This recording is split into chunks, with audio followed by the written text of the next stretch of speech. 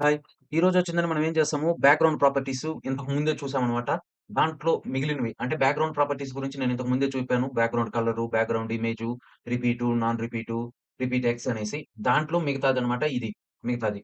అంటే అది కాకుండా మిగతా మిగిలినవి ఇది చూస్తాము. ఇప్పుడు దీంట్లో వచ్చిందనేసేమి బ్యాక్‌గ్రౌండ్ సైజు.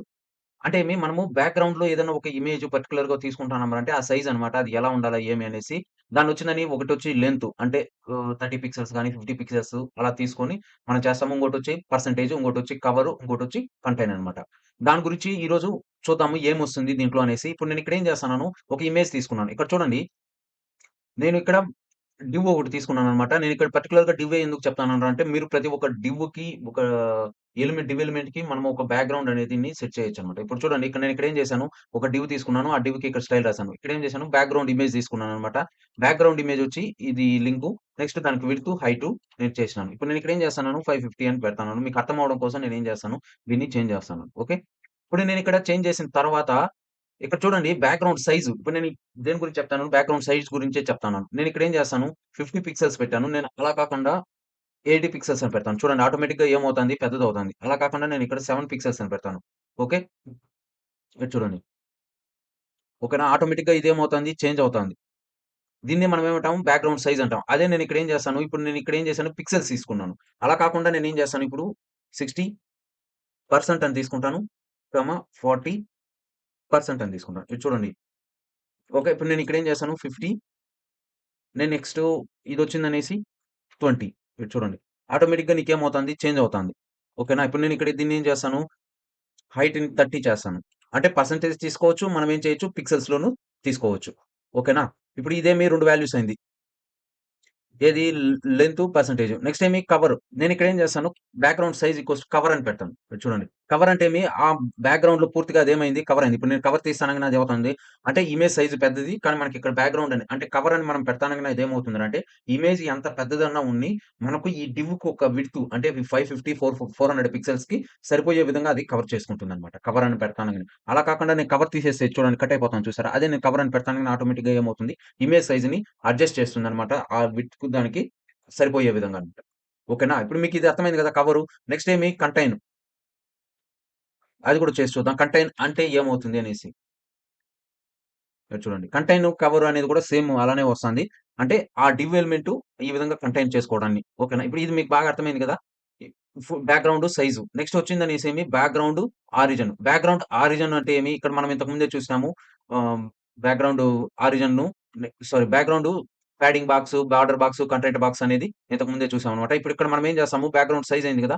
నెక్స్ట్ ఏం చేస్తాము, బ్యాక్‌గ్రౌండ్ ఆరిజిన్ చూద్దాం. బ్యాక్‌గ్రౌండ్ ఆరిజిన్‌లో వచ్చిందనేసి మనం ఇప్పుడు ఇక్కడ ఏం చేస్తాము, ప్యాడింగ్ బాక్స్ అని పెడతాం. ఇక్కడ చూడండి నేను ఇక్కడ ఇమేజ్ తీసుకున్నాను. ఇమేజ్ తీసుకున్న తర్వాత నేను ఇక్కడ ఏం చేస్తున్నాను, బ్యాక్‌గ్రౌండ్ ఆరిజిన్ అనే దీన్ని తీసుకుంటున్నాను. బ్యాక్‌గ్రౌండ్ ఆరిజిన్‌ని తీసుకొని ఇక్కడ నేనేం చేస్తాను, కాపీ పేస్ట్ చేస్తాను. ఓకే. నేను బ్యాక్‌గ్రౌండ్ సైజ్‌ని తీసేస్తాను. ఓకేనా. ఇక్కడ ఏమైంది, ప్యాడింగ్ బాక్స్ అనేది తీసుకున్నాను. నెక్స్ట్ ఏం చేస్తున్నాను, బార్డర్ బాక్స్ తీసుకుంటాను.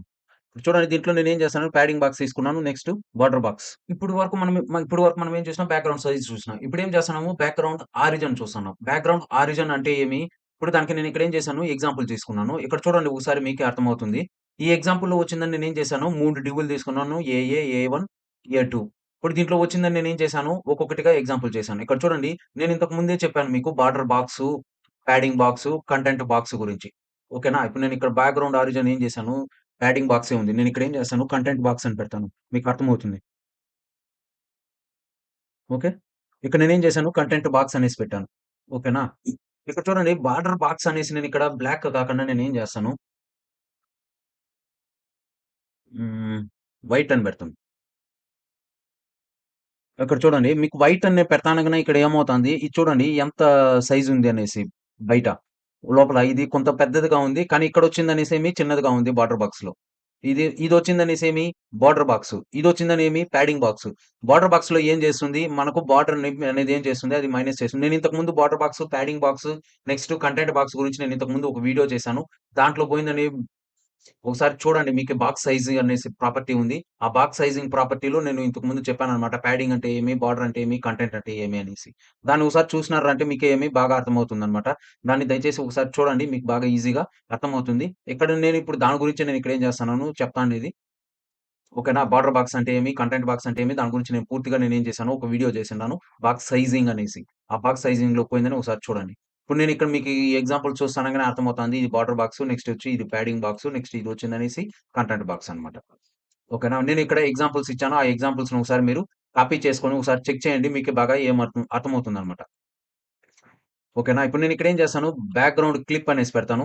బ్యాక్‌గ్రౌండ్ ఆరిజిన్‌ని తీసేసి ఏమవుతుందో ఒకసారి చూద్దాం. ఇక్కడ నేనేం చేస్తాను, దీన్ని నేను తీసేస్తాను. బ్యాక్‌గ్రౌండ్ క్లిప్ అని పెడతాను. ఇది చూడండి. బ్యాక్‌గ్రౌండ్ క్లిప్ అని పెడతానంగానే మనకిక్కడ ఏమైంది కొంత కిందకొచ్చింది. ఇప్పుడు మీకు అర్థం కాకపోతే నేనిక్కడ ఏం చేస్తాను, దీన్ని చూడండి.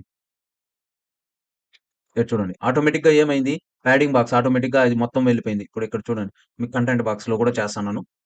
ఇక్కడ చూడండి. అర్థమవుతుందా? ఇప్పుడు నేనిక్కడ ఏం చేస్తాను, బ్యాక్‌గ్రౌండ్ ఆరిజిన్ అని పెడతాను. క్లిప్ తీసేసి ఇక్కడ చూడండి.